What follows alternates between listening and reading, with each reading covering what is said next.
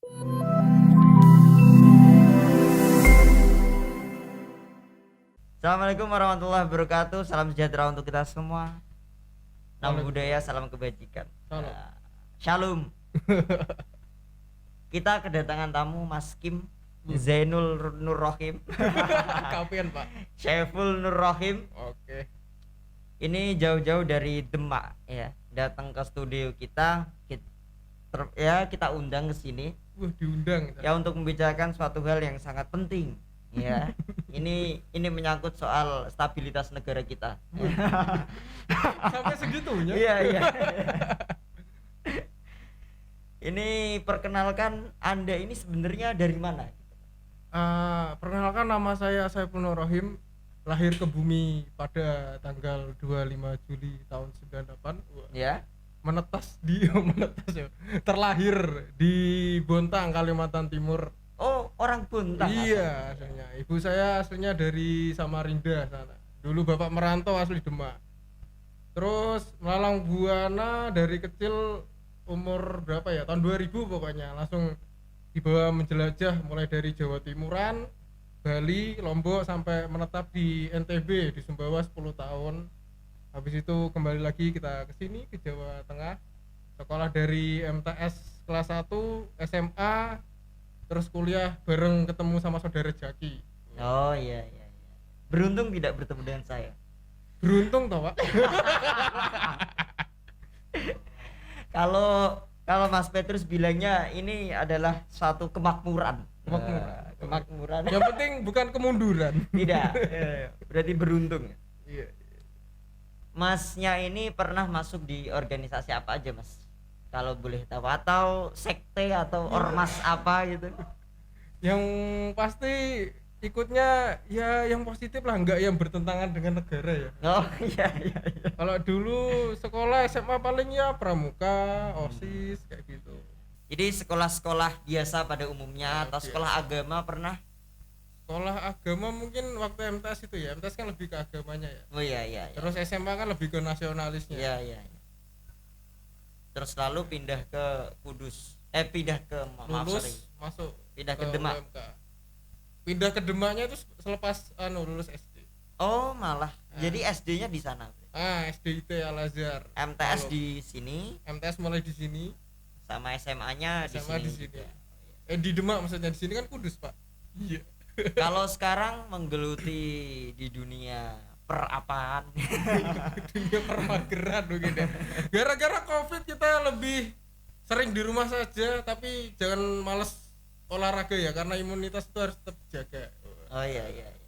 Mas Kim itu cara jaga imunitasnya gimana? Dengan cara apa biasanya? Ya mungkin apa ya? Ya olahraga kecil-kecilan lah di rumah sambil ngulas-ngulas sedikit, senam-senam kayak gitulah. Kebetulan kan backgroundnya kan hobinya bela diri ya. Oh iya. Silat ya, ikut melestarikan budaya bangsa. Itu menarik juga buat kita bahas. Sebenarnya tadi yang pertama itu kita bridging aja. Ya, kita ngobrol-ngobrol gitu. Sebenarnya arahnya mau ke silat. Biar gak kenal aja kita. Iya, biar gak kenal aja. Iya. Mas Kim masuk di salah satu persilatan di Indonesia. Iya. Kalau Mas Kim sendiri melihat bahwa silat kita ini udah seberapa jauh sih, atau justru malah luar biasa? Ya alhamdulillah untuk perkembangan pencaksilat di prestasi ya.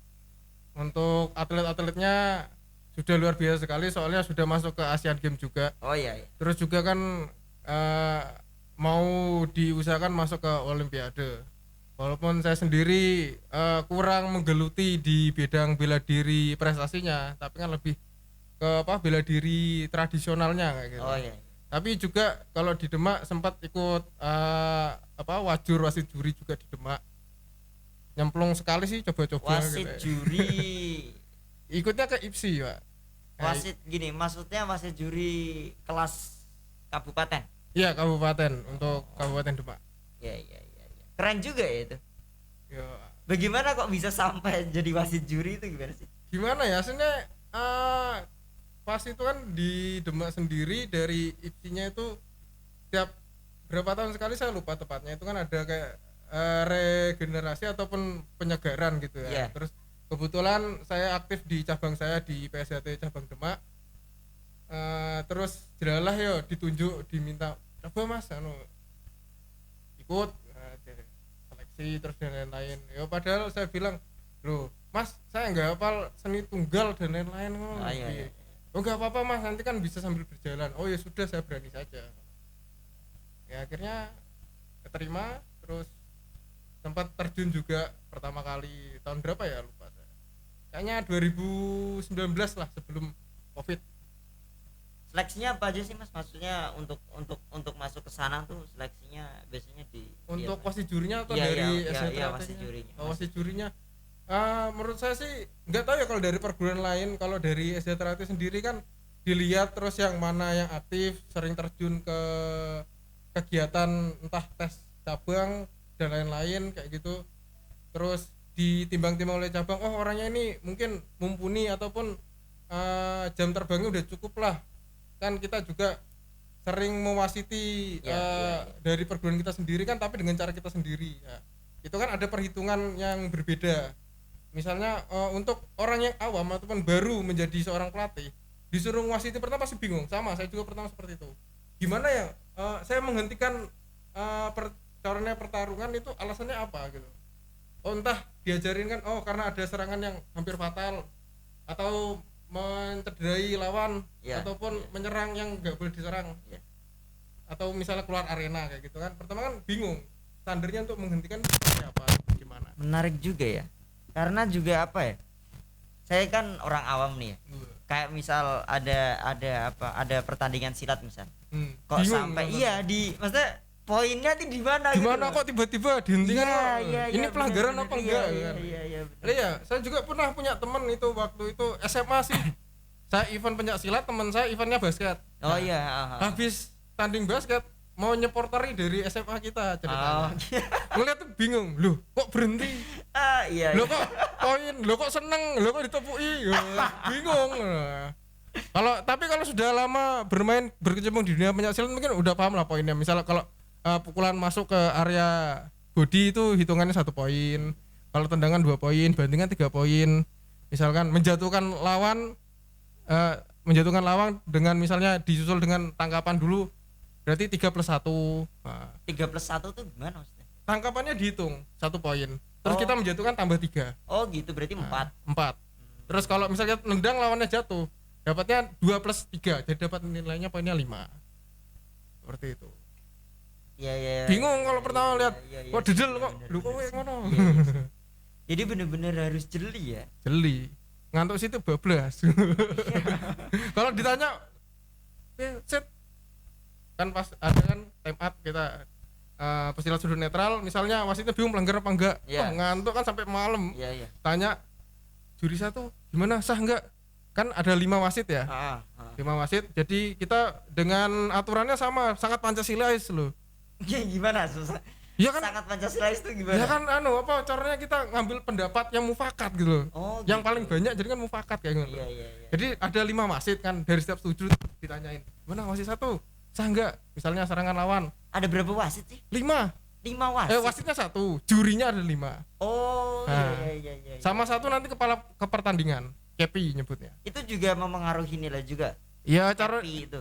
KPI kan bisa menentukan misalnya ini wasitnya ditegur apa enggak gitu kan dia bisa negur juga kayak gitu. Kadang kan wasitnya gimana kurang jeli terus kadang official gembar-gembor set orang yang nguncal sendal nguncal botol tapi kalau misalnya KPI-nya udah jelas penggelaran mungkin kayak saya wasit yang masih amatir atau yang baru berkecimpung kan kadang bingung memberikan keputusan ataupun nggak lihat akhirnya kan timbangnya bingung kan kira-kira pelanggaran enggak ya sudah pesilat sudut netral wasitnya suruh panggil semua jurinya panggil semua jurinya ngumpul 5 ditanya juri satu gimana lihat enggak berarti kan tidak sah tidak sah terus ada enggak lihat enggak apa-apa emang enggak lihat kan nongol ngantuk terus yang lain bilang nyatakan sah berarti kan ada 3 yang bilang sah 1 enggak lihat 1 lagi bilang sah ataupun yang 1 lagi bilang tidak sah berarti kan 3 lawan 1 berarti yang diambil yang mufakatnya kan 3 kayak gitu. Iya, emang bingung juga ya. Bingung. Pertama bukunya kan dulu semene ngapal lo semua. Pada bane. Itu kan berarti tingkat apa ya? Maksudnya silat yang jalur prestasi Prestasi. atau apa aja. Nah. Kalau tradisional tuh bedanya apa sih, Mas? Atau sebenarnya basicnya sama aja sih. Kalau dibilang basic sama, cuman mungkin kita ada cara bermain yang di secara IPSI ataupun keatletan itu tidak diperbolehkan digunakan, tapi di cara pencak tradisional itu boleh. Seperti apa itu? Contoh misalnya kita ada teknik kan kalau di SJTRT namanya sambung kripen. Jadi kita saling main mengunci. Puitingan ngisor ngasih muni mbak lagi diculno. Waduh. Sakarmu model kepiye ngasih muni mbak lagi diculno. Lah urung muni mbak aja terus. Nah, di pencak silat kan mengunci lawan enggak boleh. Iya. Nggak tahu, tapi kabarnya kan ada yang dari internasionalnya katanya ada beberapa teknik yang diperbolehkan. Saya kurang paham, ada teknik menangkap ngunci tangan lawan atau gimana, saya kurang mengikuti pembaruannya sih untuk yang internasional. Soalnya di Indonesia sendiri masih pakai cara IPSI yang lama. Menurut kenapa kok masih pakai lama, kan melihatnya kan lebih rawan mencederai lawan gitu loh. Iya. Soalnya misalnya teknik menguncinya sampai ini kena kan mengunci, ya masih lawan gue nakalnya tetep ngasih muni nyerah muni mbek ngasih klek lagi diculno. Sekali dua kali mungkin nggak masalah, tapi kalau keterusan kan disloknya itu kan memperparah gitu. Itu baru di daerah bau loh, belum yang di kaki dan lain-lain. Dan biasanya atlet pencak silat itu kalau sudah cedera lutut sekali biasanya nggak lama pasti pensiun, rawan sekali lutut. Soalnya bagian dasarnya kan dari seorang pesilat kuda-kudanya. Makanya saya denger kok apa ya, banyak anak-anak yang masuk di silat misal itu baru berapa bulan udah cabut gitu. Pertanyaan cuman satu ya ini ya. Ini kan biasanya ada SJW di sana di luar sana yang selalu bertanya, lu silat ini gimana? Bukannya kan kita sering lihat ada ditendang. Itu kan biasanya apa? Kuda-kuda tengah. Enggak, maksudnya apa? Biasanya yang ditendang itu anak baru, namanya apa? Ya anak baru, terus kemudian yang tua ini namanya apa? Warga. Pelatih warga. Nah, biasanya kan ditendangin gitu kan. Nah, ini biasanya Ajiw kan bilang, "Duh Mas, bukannya ini perpeloncoan, ini melanggar HAM." Ya kalau melanggar HAM semua ya nggak ada latihan toh. Ya setengah main mulai. Kayak sering juga sih. Mungkin di SJTRT kan kita lihat dari latar belakangnya. SJTRT itu lahir dari tokoh seorang pejuang, yaitu Bapak Ki Hajar Harjo Utomo, didirikan tahun 1922. Dulu itu Bapak Harjo Utomo itu mendirikan SJTRT itu karena dia ini ingin berjuang untuk memerdekakan bangsanya dengan menggerakkan pemuda. Kebetulan beliau juga itu termasuk aktif di organisasi namanya itu Serikat Islam. SI. Oh, Serikat Islam. Yang hijau ya, bukan yang merah. Yang merah kan larinya kan nanti ke PKI. Iya. Saya tegaskan. Iya. Apalagi kalau udah berbicara ke Madiun kan kentalnya kan ke situ. Jadi saya pertegas. Pada saat itu 1922 terus berkembang sampai caranya keluar masuk bui beliau dilakukan sampai melatih beberapa orang, termasuk ada anak angkatnya juga kayak Bapak Harjo Marjut, itu kan anak angkatnya ketemu di penjara, dilatih. Terus berkembang mulai dari Madiun sendiri, terus buka cabang ke Jawa Timur, daerah Surabaya, terus ada daerah Jawa Tengah kayak Jogja, di Solo dan lain-lain, akhirnya berkembang luas. Apalagi setelah merdeka, kuncinya setelah merdeka itu sangat berkembang luas. Setelah merdeka, dari dulu namanya itu aslinya namanya Pencak Sport Club PSC, SJPSC. Terus karena ada kata pencak oleh Belanda itu tidak diperbolehkan. Karena itu termasuk kayak mendoktrin orang-orang ini untuk melakukan agresi perlawanan kepada pihak mereka. Dikira itu ada perjuangan gitu. Lalu diubah nama dari kata pencak jadi pemuda sport club jadi. Pemuda sport club. Dulu udah keren ya, pemuda sport club. Keren. Aku gak kepikiran loh jenenge iso ngono ya. Iya. Mulai jadi SJTRT itu semenjak Mubes yang pertama kali, tepatnya setelah Indonesia merdeka. Itu diusulkan oleh Pak Suratno Sorengpati, salah satu saudara kita juga dari SJ. Dia meminta bagaimana kalau namanya diganti jadi SJTRT karena simbolisnya kayak gini. Terus walaupun bukan Pak Harjo yang mengubah nama ataupun yang mengusulkan menemukan nama, tapi kan Pak Harjo yang mengiyakan akan bergantinya nama. Iya. Maka seharusnya kan nama orang-orang yang mengaku menggunakan PSC lagi kan seharusnya sudah tidak boleh karena PSC sudah berganti jadi SC Trate. Iya. Nah, semacam itu. Kayak gitu juga ada apa ya? Ada legalitasnya juga. Ada. Kembali ke pertanyaan Mas Jaki, mungkin ada yang kayak perpeloncoan kayak gitu ya. Oh iya tadi. Saya sampai ya. kasihkan sampai lupa tadi. Nah, untuk perpeloncoan menurut saya tidak pas juga, tergantung menurut saya. Karena kalau dia memang benar pelatih, ya kan, dia tuh bisa mengukur sampai mana siswanya ini. Karena kan dilatih, ketika setelah dilatih kan dites ngono. Kowe tak latih sit up, spare perut atas, spare perut bawah. Dadine apik apa ora? Misalnya takon peng 50 kowe curi-curi apa ora? Ngomongnya peng 50 jebule peng 10 tok. Ndak kowe sing ngrasakno kan ngono. Tapi kalau misalnya insyaallah siswa itu melakukan dengan jujur, baik dan benar kan, ditendang kayak gimana pun terukur aman. Bahkan dulu nyata Mas, teman-teman saudara saya yang latihan di SC Trate dulu, walaupun pada akhirnya tidak jadi, entah apa keluar di sabuk hijau atau sabuk jambuan, tapi merasakan sendiri mereka punya penyakit dalam, entah asma, lambung, terus usus buntu atau apa, setelah latihan kok hilang ngono lho, entah dari doktrin pola pikirnya kan. Latihan ki silat ini berarti setara klinik Tongfang. Bisa jadi kendali angin. Ini setara klinik Tongfang ya. Tapi karena mungkin kita tuh jarang apa ya namanya, menyampingkan kata manja atau sakit itu tadi. Terus kita terus melampaui batasan kita yang kuatnya segini jadi naik lagi kayak gitu. Ada, kayak saya sendiri aslinya punya asma Mas. Tapi alhamdulillah sampai semenjak disahkan sampai sekarang nggak pernah kumat. Saya nge-vape pun nggak dande, tapi kalau rokok nggak doyan. mungkin ini berpengaruh terhadap pola hidupnya ya. Kayak misal suka olahraga padahal pertama saya latihan Mas kon lari lapangan tuh baru berapa kali mek lenger. Senin Kamis sambekane. Lama-lama kan jadi terbiasa kayak gitu. Jadi latihan bertahap dari prapolos, belum dapat sabuk pertama. Latihan terus dapat seragam, lho Mbak, Mas sabuknya mana? Yo nanti ada tesnya. Sabuk pertama dites kan.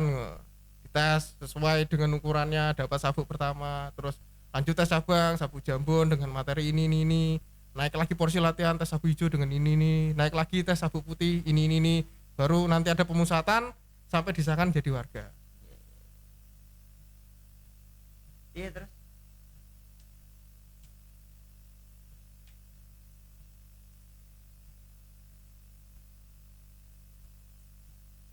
Sing neng kene maksudnya. Aslinya ra masalah. Iki kan dinggo file mentah sing akan dilempar nang Facebook tok ngono lho maksudnya. Iki kan engko bakal juga setelah iki engko kan ono edit bagian ya, ono edit postingan gitu loh. Oke, kita lanjut ya. Lanjut. Oke, menarik itu soal tadi. Berarti perpeloncoan itu teman-teman nggak ada nih buat SJW nggak ada ya perpeloncoan melanggar HAM sampai melanggar HAM karena ya yang ditendang pun juga bersedia untuk ditendang. Iya, kalau nggak bersedia silakan keluar pun nggak maksa. Soalnya pun dilatih nggak bayaran spesial pun paling seragam buat tuku dewe. Tes ya empek om dewe. Karena ono sih. Berarti nggak profit sama sekali. Tidak ada, ikhlas lahir batin. Saya dulu dibilang sama saya, Mas, saya latihan bayar berapa? Diguyut tok. Lah kowe kuat bayar aku piro kono tok. Lah, pantasnya berapa, Mas? Enggak di Sejahtera itu enggak ada bayaran ngono. Jadi kamu latihan di sini gratis, ikhlas dari lahir batin. Nanti besok kamu setelah disahkan jadi pelatih, kamu pun harus melakukan hal yang demikian. Jadi mau gimana pun ibarat kata saya sekarang ya, dulu saya kan ingin menjadi anggota Sejahtera. Tapi setelah saya jadi Sejahtera udah mempersilahkan saya menjadi anggota, apa yang ingin saya berikan pada Sejahtera? Ya saya bisanya cuman yo ngabdi ku mau. Selama insyaallah saya masih sehat, kan ada tempat latihan tak datengin, tak latih. Kayak gitu. Ini kalau anak-anak yang ada di silat bener-bener latihan dan segala macam. Kalau Mas Kim aja deh, biar konkret ya. Konkret. Mas Kim aja deh. Kira-kira Mas Kim kalau lawan orang tuh bisa berapa orang? Walah tergantung. Yang enggak notabene dia enggak pernah main silat. Tarung jalanan aja. Misalnya entah dia pernah ikut perguruan lain kayak karate, taekwondo dan lain-lain. Anggap tidak. Kalau orang awam kita lihat dulu Kalau kita ngelihat lawan dari postur yang pertama, berat Iya. badan itu sangat mempengaruhi. Iya. Orang dengan berat badan di bawah dari lawannya, itu misal meh ngenteki iki. Padahal dia mengeluarkan tenaga terlalu banyak. Tapi tergantung juga.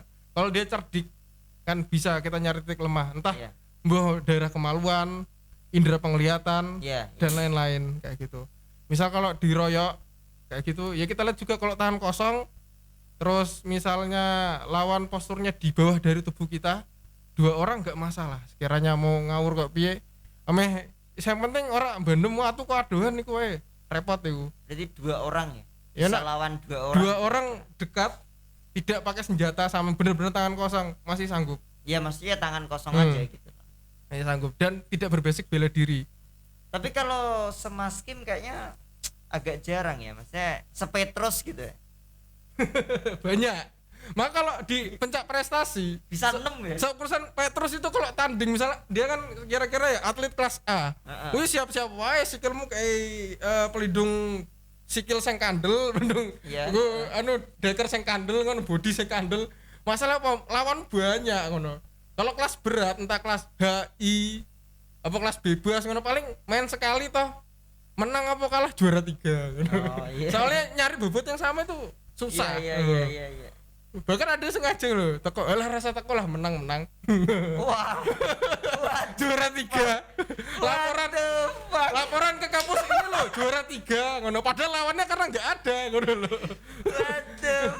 Tapi kalau ukuran Petrus kelas A ngono, yo entek lawannya pirang-pirang. Iya.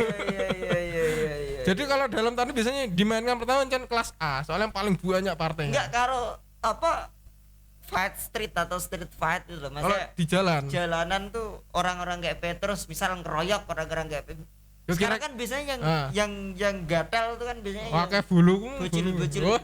Nah, kalau segitu kayak si Petrus gitu kayak kalau Petrus bisa 6 orang kira-kira. wah jangan dulu Pak, Jangan. kasihan Petrus. Empat orang. Oh, jangan. 4 orang Mungkin sekiranya kalau dalam basic bela diri kan namanya mempertahankan diri toh. Sekiranya kamu kalau nggak sanggup kamu pakai jurus 1000 kaki nggak masalah loh. Sekiranya kamu setelah mencederai satu orang bisa dedes kamu sebaik-baik mungkin melepaskan diri terus minta tolong. Karena sekarang kita zamannya zaman hukum loh. Enak. Aku misalnya dikeroyok wong 6, nah misalnya aku pengen pasrah atau penting orang gua waktu dan lain wis jotos ya. Paling bareng ngono aku jaluk ninja kok. Tapi ini yang menarik Mas Kim. Maksudnya gini. Kadang itu ada orang-orang yang baru belajar sedikit terus sok-sokan kita anggap bukan orang yang baru belajar ya. Bahkan yang tidak pernah belajar sama sekali misal. Yang suka nongkrong di perapatan, yang suka nongkrong di pertigaan, itu ketika ditanya bisa lawan berapa orang, dia sama ngapa ya? Iya, maksudnya dengan sangat pede sekali dia bilang 3 orang, 4 orang gitu. Biar dijajal kelenger. Nah, sedangkan Mas Kim sendiri yang harusnya punya kapabilitas untuk menjawab itu. Iya kan? Itu masih mikir loh. Iya, kalau tangan kosong 2 orang deh. Tapi kalau sebisa mungkin kita lari dan minta pertolongan kepada orang lain, itu kan berarti poin dari persilatan itu berarti bukan untuk sok jago. Tepatnya bukan hanya di persilatan sih Mas, bela diri semua jenis. Oh iya, maksudnya gitu. Maaf. Di bela diri, maksudnya kan bener-bener bela diri kan, bukan untuk menghantam orang lain, bukan apalagi sok jagoan. Nah, nawa duwe rawa rontek media ya mungkin gak masalah, tapi untuk nalar orang sing kelasnya kosongan ya kan, kita ngelawan orang sama-sama kosongan kayak gitu kan, ya tetap aja toh golek selamat. Iya. Karena kita belajar kan oga di STR enggak ada diajarin kamu buat apa golek gendam tapi duwe gembolan istilahnya apa duwe jimat ataupun duwe angonan jin enggak ada. Murni apa yang kamu dapat entah pernapasan kan sengaja Gusti Allah toh. Iya. Jadi enggak ada tanggungan ngono lho. Kesel ngerumat bareng ngono temenan. Mbuh, nah orang Jawa kan biasanya punya nih entah ngerumat apa-apa jajal takoni. Kesel gak ngerumat ngono iku. Kesel tapi kok penak. Biasanya orang itu apa ya? Kalau pakai kayak gitu kan lebih merasa aman gitu. Ya entah sih ya jelalah nak untuk kembali alhamdulillah asalkan tidak salah gunakan. Iya. Tapi kalau udah niatnya buat yang lain kan ya dia juga yang nanggung kan kayak gitu. Pernah ada cerita sih podo wong esane jelalah iki enek wong duwe ilmu apa ya sosokan menjajal. Ya wis suwante ya. Duwe ilmu apa jarak cerdas baca wis jajal rene. Aku sing baca tembus sih. Ya margane apa ya, kita diajarkan berpasrah besar daripada Tuhan loh. Ternyata nggak ada kekuatan yang bisa ngelebihi kekuatannya Tuhan. Iya. Pada poin akhirnya kan di situ. Kena kowe duwe barang apa kodam jimat dan lain niatmu gawe elek tetep aja ora dirisan Gusti Allah kok. Tetap aja kalah kan kayak gitu. Tapi mungkin untuk hal yang lain, mungkin untuk kebaikan mungkin saya kira ya sama kuatnya mungkin. Iya. Menarik ya, maksudnya saya amazed ya. Maksudnya merasa gitu loh. Kayak ketika Mas Ki menjawab bahwa kayak tadi kayak kalau ngapain kalau kita bisa pakai jurus 1000 kaki lari kemudian minta tolong, itu kan apa ya, sebuah hal yang luar biasa menurutku. Tak kira tuh Mas Ki akan jawab ya saya bisa loh ngabisin Buantai 4 sisa orang, buantai sisa 3 orang gitu. Mungkin dulu pernah loh pas zaman ramennya daerah mana saya kalau pulang itu rawan begal. Saya punya tas dulu, tapi tasnya udah jebol loh. Yang modelnya kayak army, selempang. Itu kan ada tas belakang lagi kan tak taruh kerambit. Iya. Saya dulu paling pertama ketika jadi seorang warga, saya seneng lihat kan lambangnya ada banyak senjata loh. Ada toya, ada belati, ada kerambit, ada golok, ada trisula. Saya berharap suatu ketika saya bisa menggunakan semua senjata yang ada di situ. Saya di latihan ternyata cuma dapat 1 toya. Sisanya cari sendiri. Toya Tongkat. Oh, tongkat. Nah, sisanya cari sendiri. Saya belajar latihan kerambit dulu, seneng latihan kerambit. Bahkan pede, saya mau dikeroyok berapa saya ceklan kerambit lah tau. Mau golok gue apa saya nggak takut. Saya ceklan kerambit. Masih aku mati kan ngono. Minimal kono mati siji. Podo mati ini kan ketemu nih bro ngancani aku bangke ada ya. Lho aku wanita tawan medroyo 6-10 podo aku nyekel kerambit terus maju lah. Berani saya. Tapi kalau sekarang kan lebih kemana-mana kan tangan kosong. Soalnya sempat juga dulu kena razia di daerah Kudus, saya kan sering berangkat. Saya lupa kerambit itu masih tak taruh di jok. Nah polisinya kaget, ini kok apa Pak? Loh saya kok Pak, perasaan masih muda, panggil Pak. Anu Pak, saya ngelatih silat, tak gituin toh. Masa gini. Oh kebetulan juga seragam saya masih ada di situ. Yang bagian atasannya. Kalau celananya tak taruh, saya cuci. Jadi ada atasan sama sabuk saya di sana. Saya buktikan ini loh. Terus saya diundang KTA. Saya nggak pakai macam-macam atau tindak kejahatan, nggak mungkin. Alasannya kan saya bawa senjata tajam. Siapa tahu masnya bisa melakukan tindak kejahatan. Ini aku buatin yang mangkel loh. Iya, nah aku melakukan tindak kejahatan diduga. Lah jenengan yang jero kata ya ono manuk iso melakukan tindak pemerkosaan piye ngono. Diduga juga. Iya sih diduga juga dong. Potensial kan artinya. Lah iya kan bingung sih. Tapi jelas ya polisinya berbaik hati, saya dilepaskan. Tapi tetap disita. Enggak disita. Soalnya saya bilang saya ngajar loh Pak. Saya mau mengembangkan budaya saya. Terus saya nanti kalau lewat ini saya ngajar apa tak gituin. Tapi ada kartu tanda. Ada. Saya lihat KTA saya. Tapi kebetulan setelah itu jarang saya bawa KTA saya. Pernah kejadian di kampus dompet saya kan jatuh atau hilang kan, bingung nyari jalan ketemu lagi. Nah, saya mikir ini ngurusnya repot katanya. Kan gitu. Akhirnya KTA tak simpan di rumah. Paling tak foto, tak liatin kayak gitu.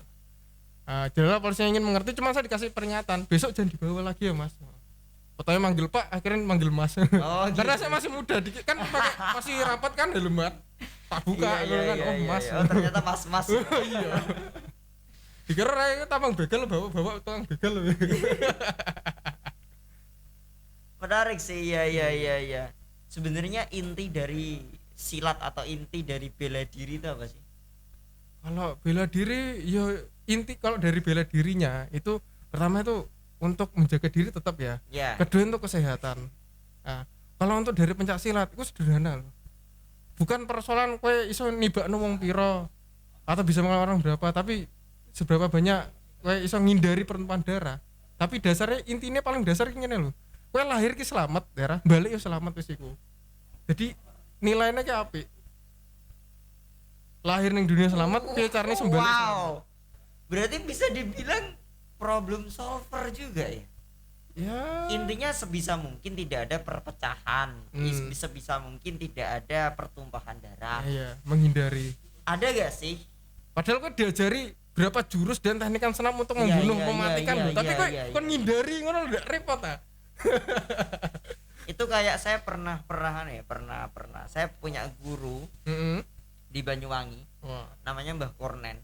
Itu salah satu penggedenya PN juga. Tapi saya nggak ikut pencak silat ya. Karena saya males latihannya itu tadi. Itu ada namanya, kalau ilmu Jawa ini namanya asma bledet. Jadi misoi wong matane picet. Ya. Apik malah. Terus ada asma arca. Getak wong terus jadi reca. Jadi patung. Jadi patung nggak bisa apa-apa. Itu saya tanya, kenapa sih kiai-kiai dulu itu punya ilmu yang apa ya, yang menakutkan seperti itu? Ya. Dia bilang gini, kiai itu tugasnya untuk meredam umat supaya mereka tidak terpecah belah. Jadi yang pertama yang dilakukan kiai adalah ngetes dirinya sendiri. Kalau dia punya itu, dia sabar nggak ngelakuinnya gitu katanya. Tapi terjawab juga, soalnya zaman dulu apalagi ketika Islam masuk Indonesia ke Nusantara, kan sejarah pencaksilat itu akulturasi antara budaya Arab sana masuk, terus juga ada dari budaya Cina dengan kungfunya, atau disebutnya kuntau, sama budaya lokal. Itulah ini pencaksilat dari 3 itu tadi unsur. Jadi antara Islam, Hindu, Buddha, sama dari Chinese Konghucu. Dari 3 unsur melebur jadi satu, jadilah teknik pencaksilat. Nah, kalau dilihat dari ulama yang bawa ke Indonesia, kan zaman segitu kan yang merajai ataupun yang menguasai di Indonesia, di Nusantara kan agamanya kan ajaran Hindu Buddha. Iya. Kadang ki dalam Hindu Buddha ki ada namanya kasta. Iya. Dimana ketika kita datang apalagi seorang pedagang, kan berarti kasta kita apa? Ya, kasta sudra. Iya, sudra paling rendah. Lah iya, ketika kamu sudra ya nggak usah bahas masalah agama, karena agama sini kan kastanya lain. Iya. Ya dagang aja gitu. Jadi nggak pas kamu ngomong agama, kadang ya kuwi udah digeger, dipateni malah. Jadinya basic kenapa kok banyak mereka membekali dengan bela diri pun untuk menyimbangkan pengetahuan juga. Karena dalam ajaran Nabi pun pernah mengatakan seorang laki-laki harus bisa berenang, memanah dan berkuda. Itu kan termasuk basic dasar menjaga diri. Iya, menjaga diri. Kowe misal kapalmu kelem kan njaga awakmu piye? Yo ngelangi. Iya. Kowe misal anak musuh piye ngono? Ya iso manah kan. Terus piye carane ngene? Ya iso kabur bleh numpak jaran. Mungkin itu nilai yang disampaikan. Artinya kan kamu bisa menjaga diri ketika ada apa kamu bisa. Iya juga. Bahkan ada cerita kan Kanjeng Nabi Muhammad itu pol pinter gulat ya. Iya. Burung ono sing iso nibakne dhewe jare wah ngeri. Gak jajal teknik ripene piye ngono, jajal iso ditiru gak ngono. Sebenarnya bukan iso atau gak ya. Tapi berani atau enggak. Oh, ngono. Nah, ning arep ono sing warisi jenis bela diri tekniknya kepiye ngono kan iso ditiru ngono lho. Iya juga sih. Kita gali lagi kan ngono. Jangan malu belajar ngono. Kadang saya pun sendiri sering ngotak-ngatik kayak gitu kan, nemu berapa teknik. Oh, kowe nak dikunci kok ngene piye nglepasno ne. Kowe nak ditodong wong kok ngarep kok buri kok sampe ngene piye carane? Iya. Golek akhirnya ngupas iki ketemu. Ngono. Basic dasarnya kan dari itu tadi. Tapi mungkin kapan-kapan Mas Kim juga bisa share ke teman-teman gimana cara menghindar dari serangan dan segala macam. Teknik bela diri praktis. Mungkin bikin bela diri praktis gitu. Boleh. Kumpulno cah cupu-cupu ngono. Weh duwe harga diri cok, ngono aja gelem dedek wong dedek kesat kesel. Iya. Dulu Mas Kim juga pernah cerita ke saya bahwa dulunya juga korban bully juga. Iya. Seperti ece-ece kancan. Dulu pernah dibegal juga kan Mas Kim? Ora dibegal, didang jale duit. Bukan dibegal mungkin. Oh iya. Gue celurit motormu ndi. Iya. Kalau anak-anak sekolah kan biasa tuh njaluk duit kayak ngono. Enggak, pas di sana, pas di Bontang sana. Oh, Bontang saya masih umur berapa sih? Baru mencorot ya? Masih baru lahir. Baru lahir 2000 tahun 98 99 2000 dibawa merantau. Dulu pernah dimintain uang, pernah di mail ya. Ya carane anak SD lah biasa. Iya. Sampai di Demak juga kayak gitu. Demak dulu MTS sempat mengalami juga. Bar saiki yo paling tak delok tok ya nggo rai ngene, tapi padahal pun saya enggak nyimpen dendam atau apa. Udah be aja gitu. Tapi Mas Kim dulu pernah ngomong sama saya tuh menarik dan mungkin bisa diperbincangkan bahwa sampean tuh pernah ngomong bahwa suku Jawa itu suku yang paling sombong. Paling sombong. Itu gimana? Mas Kim kan pernah di suku di luar Jawa ya.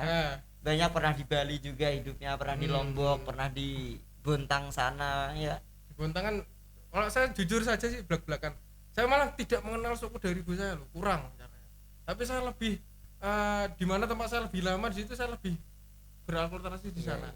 ya jadi lebih kenal budaya Jawa Timuran, terus budayanya orang Lombok ya tahu, NTB gimana. Soalnya jelalah di daerah NTB sana kan banyak juga orang merantau dari NTT, terus ada juga dari Lombok, dari Bali kayak gitu. Ketemu juga kayak gitu. Iya, kok sampai bisa mengatakan bahwa suku Jawa itu adalah dulu pernah sekolah di Kalimantan juga sebentar sih, 6 bulan.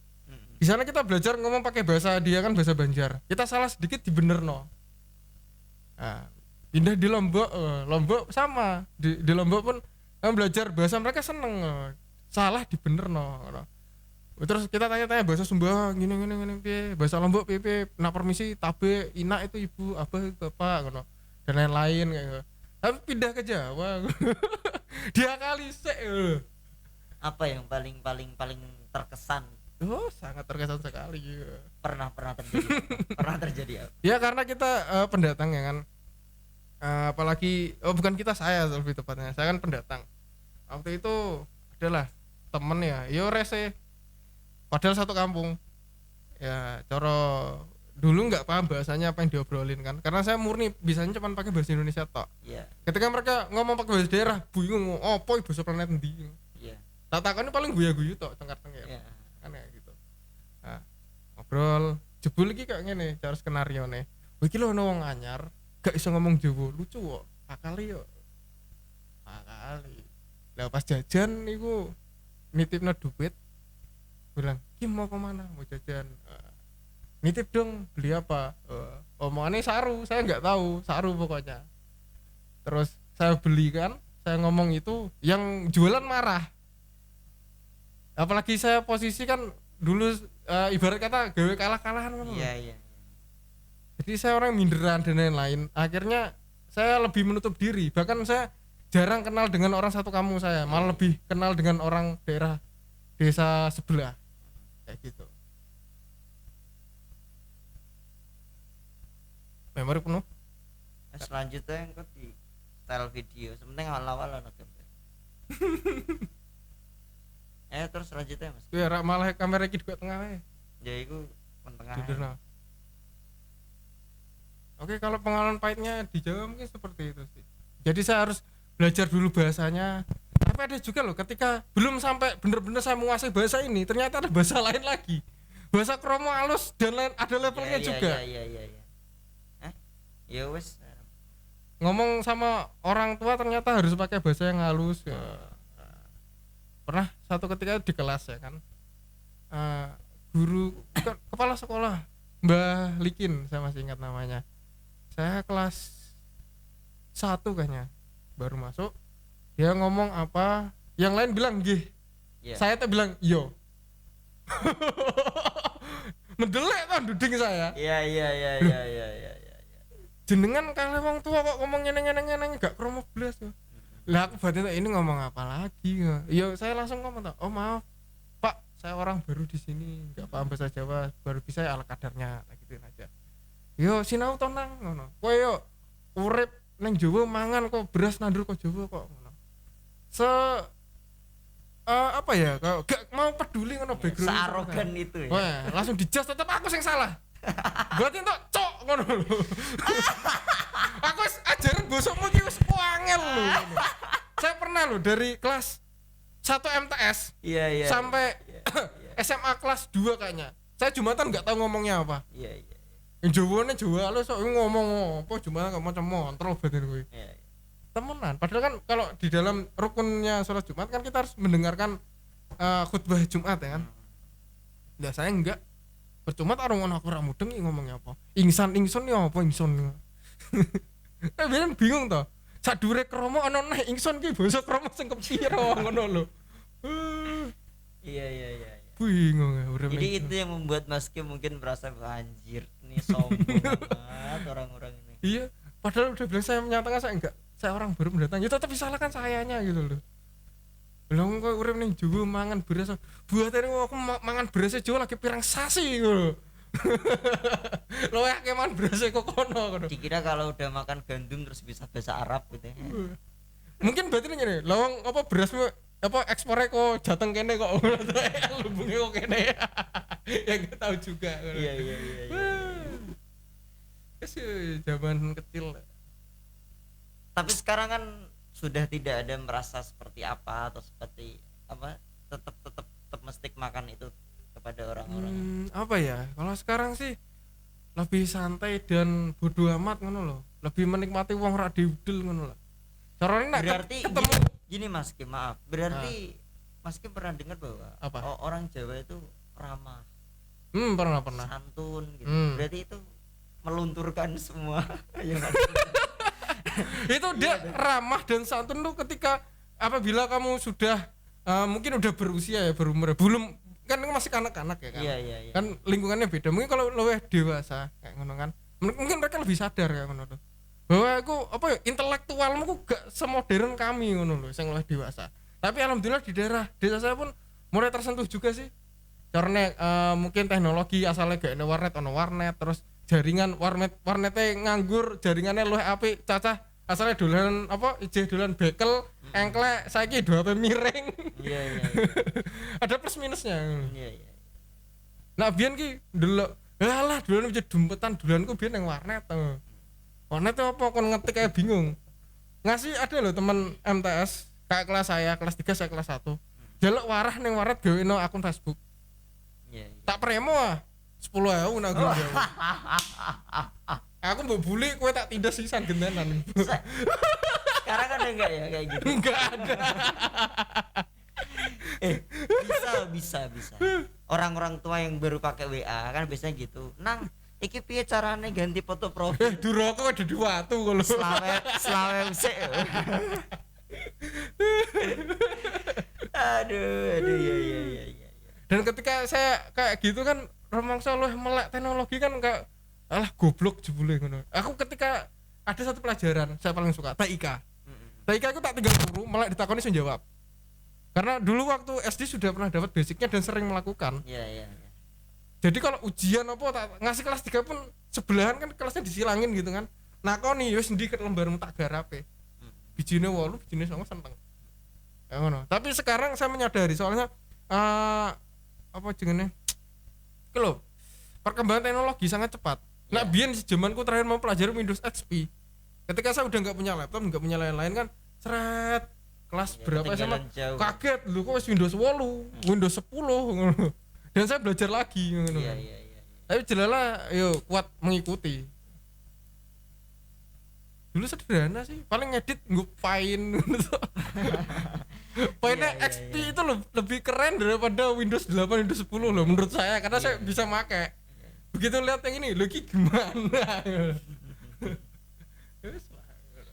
Ya lika-liku perjalanan Anda sampai dibully. Terus akhirnya dari perbulian itu masuk ke bela diri. Untuk ke bela diri dulu pernah. Sebenarnya itu apa yang mendasarimu untuk masuk situ enggak sih? Oh iya sih, karena dulu udah pertama di sekolah mau jadi seperti itu. Pernah kelas berapa saya MTS ya, itu saya ikut PKPR, saya mau berangkat, saya mau datangi ke rumah Fahmi dulu. Jalannya aku cah nom-nom awan nongkrong biasalah, do mendem mah do ngombe. Biyen omah jarang arang sepi, saya masih ingat itu. Jadian bapak posisi di Kalimantan, masih merantau. Saya mau lewat cegat jalur duit, paling gak wongnya setengah ngombe kan, setelah bloyor ngawur. Yo saya diserang beberapa remaja umurnya di atas saya, jelas saya bisa lari. Saya pulang bawa motor dengan keadaan yo wis benjut. Saya ngomong jelas nek bahasa apa saya lupa. Terus ngomong kalau tak jono lekmu ana ngelatih silat nang Melaten kok. Sopo Makruf ngono. Terus akhirnya disuruh latihan ke sana. Terus latihan. Ya pertama orang kamu enggak tahu. Encen saya enggak nyetok-nyetoki. Berangkat dulu bar maghrib. Bar maghrib biasanya wong do ngaji ning Suro, berangkat ke Melaten. Naik sepeda dulu. Habis maghrib nyepeda bareng anak dulur saya juga, saudara saya kandung. Sampai sana aku gak neng latihan, saya mampir neng gon kelas TK ngono, tapi kan nak bingung sepi gaya apa jal mintonan. Badminton. Habis itu Isa kita sholat di Langgar salin toh langsung ke tempat latihan nunggu pelatih kayak gitu dulu. Terus mulai bawa motor ku SMA. Memang kalau motornya mogok ya naik sepeda lagi. Iya, saya SMP juga naik motor MTS, naik sepeda, masih naik sepeda. Tapi sekarang udah nggak mau lo gengsi yuk. Ya bukan gengsi sebenarnya, lebih praktis aja. Ya ada loh sampai maksa wong tuane jaluk motor kredit ngono ya ada. Kecuali kalau itu. Saya terlalu grisula hati ngerti loh, orang ngerti perjuangannya wong tua jaman biyen. Nah, zaman dulu kan mungkin anak itu masih membantu ke sawah dan lain-lain ya. Iya. Tapi sekarang kalau gitu kan alasannya loh, sakake lho jo cilik ning sawah. Padahal enggak, padahal nak zaman sing biyen ngono kan wajar ngono lho, seorang anak bantu ekonomi keluarga. Ya sebenarnya kembali ke pertanyaan di awal ketika saya tanya Mas. Yo, melebar terus yo. Iya. Apakah apa ya? Apakah silat itu mengandung perpeloncoan dan merusak asasi? Ya kan gitu kan. Maksudnya kalau dulu mah ya mau anak kecil mau apa ya ini fisiknya juga bagus kan, ke sawah juga maksudnya nggak ada beban psikis bahwa wah aku berarti disayang, aku dikon kerja keras kan, berarti kan nggak ada yang aneh-aneh gitu loh di pikirannya. Kalau sekarang kan mungkin banyak drama gara-gara dedetku menangis gitu loh. TikTok ini banyak kayak gitu loh. Tapi nggak dipungkiri juga dalam latihan pencaksilat masih ada Mas, maksudnya begini, ada juga sampai mengakibatkan siswa meninggal dunia. Baru aja minggu lalu ada. Iya. Daerah Jawa Timur. Mungkin udah nggak rahasia lagi sih. Kalau dilihatnya mungkin dari sosok pelatihnya. Sekarang kan latihan lebih digampangkan. Ya kayak zaman dulu. Zaman dulu ada yang latihan sampai 5 tahun baru disahkan. Ada yang sampai 3 tahun disahkan. 2 tahun paling cepat 2 tahun. Sekarang setahun kurang setahun jadi ada banyak. Mungkin karena dari situ terus dalam pikiran cuma dendam. Dulu saya diginikan pelatih saya, sekarang saya ginikan tanpa mau tahu mencari, oh Mas melatih yang baik dan benar seperti apa atau sekarang saya mirisnya tuh warga muda apa pelatih di dalam saya sendiri sih ya miris ya, semoga saya doakan bisa menjadi lebih baik lagi sih. Saya melihatnya bukan dari cabang saya sendiri tapi keseluruhan, begitu jadi lepas warga sak senengku ngono. Jarang loh kalau setelah disahkan mencari ke warga yang lebih mungkin lebih senior ya kan, buatin wes padha tingkat sijine kok ngono. Iya. Ataupun mungkin dulu nang tingkat loro aduh ngono. Kalau saya enggak ada, selama masih sampai ya dekat berarti ngono wae. Lah piye nak muni alasan ada wong mak aku wong Kalimantan lho, nak Pak aku muni ada ora ketemu aku wae. Hari ini enggak ketemu sama Saiful Nur Rahim di depan sini. Ya terus juga di dalam itu tadi sisi negatifnya ya, tapi alhamdulillah sekarang sih ada tindak tegas gitu loh. Jadi benar-benar pelatih itu diukur.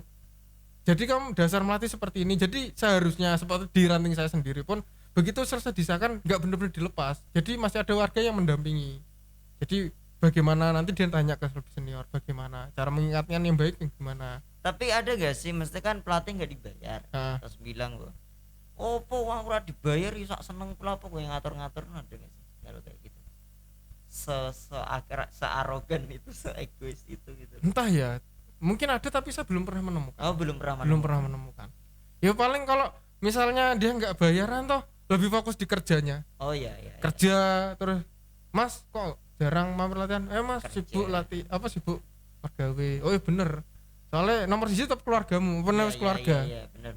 Sejahtera itu nomor 2 tapi jangan diduakan. Oh gitu. Nomor 2 tapi jangan diduakan. Jangan diduakan. Soalnya ya sekali kowe terlibat masuk, keluarnya bingung.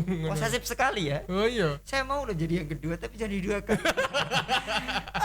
Aduh. Jadi solidnya di situ kan ketemu di jalan diloroi jagungan. Wah dari mana lor? Kok bisa bersaudara ya? Padahal nggak saudara nggak lain. Karena apa, kita punya rasa yang satu, kita punya rasa yang sama loh. Sehati. Saya latihan biyen di kuwenekno terus tukar cerita. Oh, biyen pelatihku pol galak iki lho, kenal gak Mas iki? Oh iya jelas tau dulu ning rantingku ngono. Oh iki biyen ngene. Masa Mas ketemu wonge guya-guyu seneng guyon ngono. Wah, biyen nak nglatih ngeri wi. Suara motor tok lho liwat aku wis corone kembang-kempis Senin Kemis. Ada kayak gitu. Dan saya pernah merasakan juga. Iya.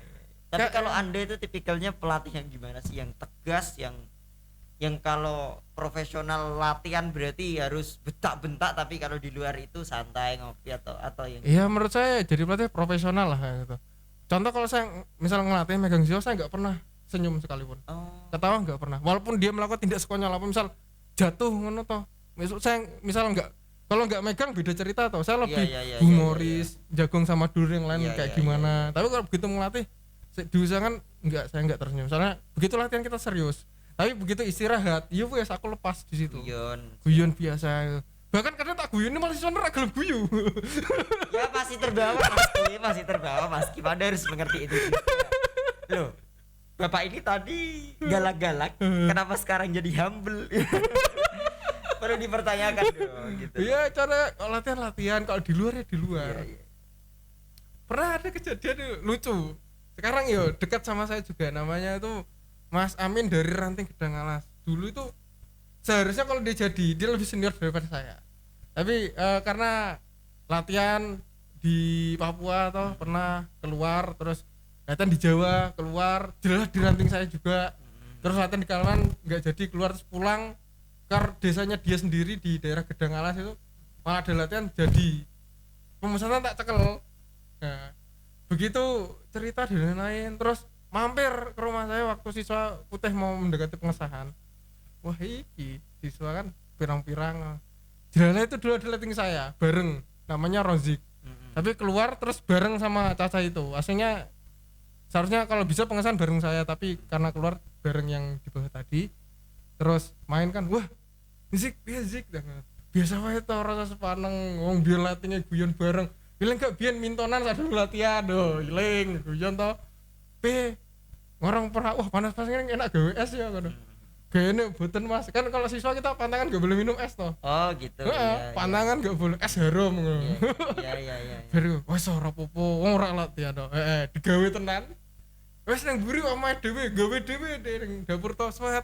Caca disoki. Swet diombe. Begitu malam latihan malam minggu pemusatan ketemu saya toh. Dek, ngadek sing wingi ngombe es apa? Ora ngacung. Sing ngombe ning omahku.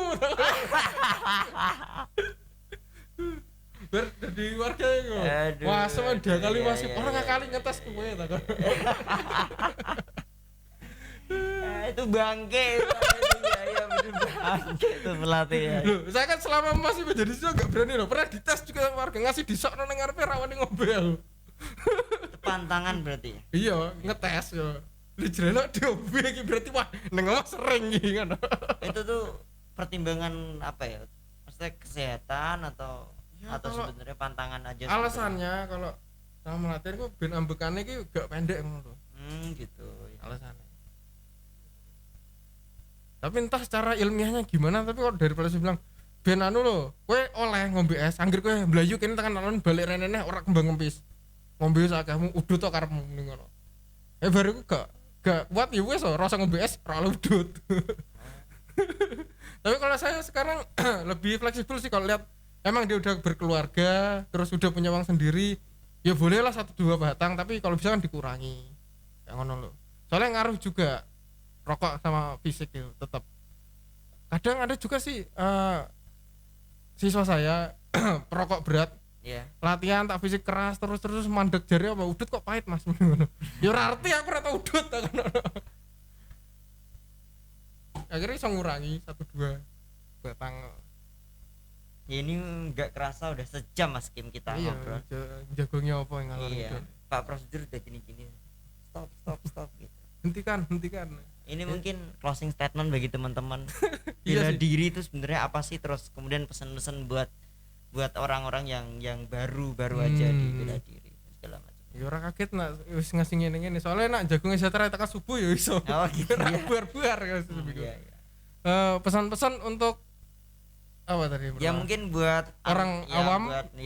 Buat orang awam ataupun adik-adik baru yang masuk di dunia itu. Ya untuk orang awam ya. Mungkin misalnya pengen latihan tapi takut atau gimana, yuk santai aja bro ngono. Wong kita berlatih orang membunuh kok ya. Santai, apalagi Anda mengembangkan budaya sendiri, kan kalau bukan kita siapa lagi kayak gitu. Bahkan di luar sana di Eropa yo bule-bule latihan pencaksilat tok. Terus untuk mungkin adik-adik yang baru belajar apapun perguruanmu, semua perguruan menurut saya baik lah, nggak ada perguruan ngajari kejelekan. Banggalah sampean-sampean yang sedang berlatih hari ini karena Anda memperjuangkan budaya Anda. Misalnya tanpa ada jenengan semua, ya entah siapa lagi yang mungkin ngembangin. Terus untuk siapa lagi, Mas? Ya, ya terserah untuk siapa lain. Untuk diri sendiri mungkin. Diri sendiri. Ya untuk ini ya apa namanya?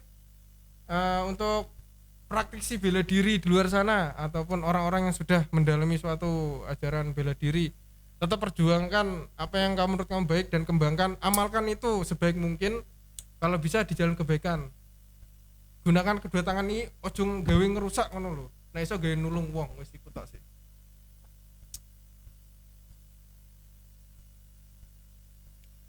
Ya terima kasih buat Mas Kim atas semua ceritanya ya.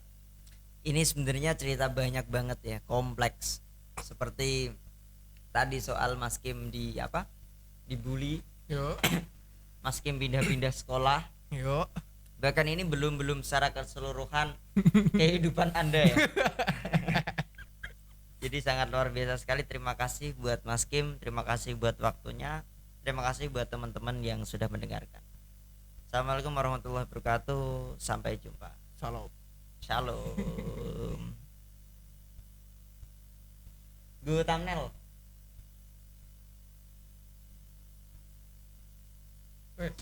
Tengah. Ojo ketara kolore lho, Pak. Pateni ya, bar.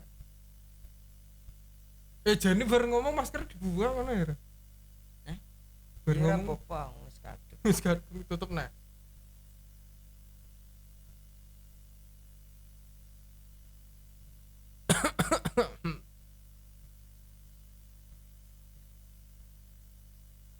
Udurno ah.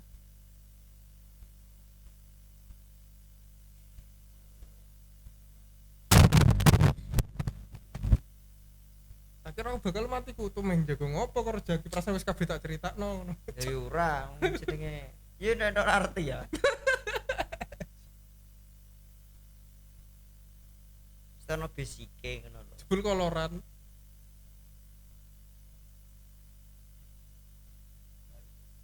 Oke.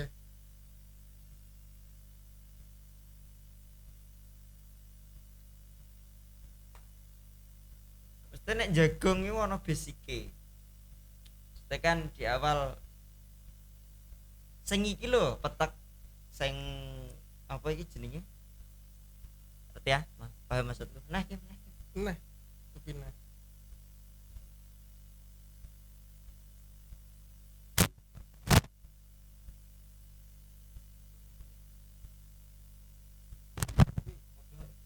Yo iki ya wis mbok. Yo wis berarti. Tapi lumayan lho terus ya. Oh lumayan maksudnya orang dunginan lho.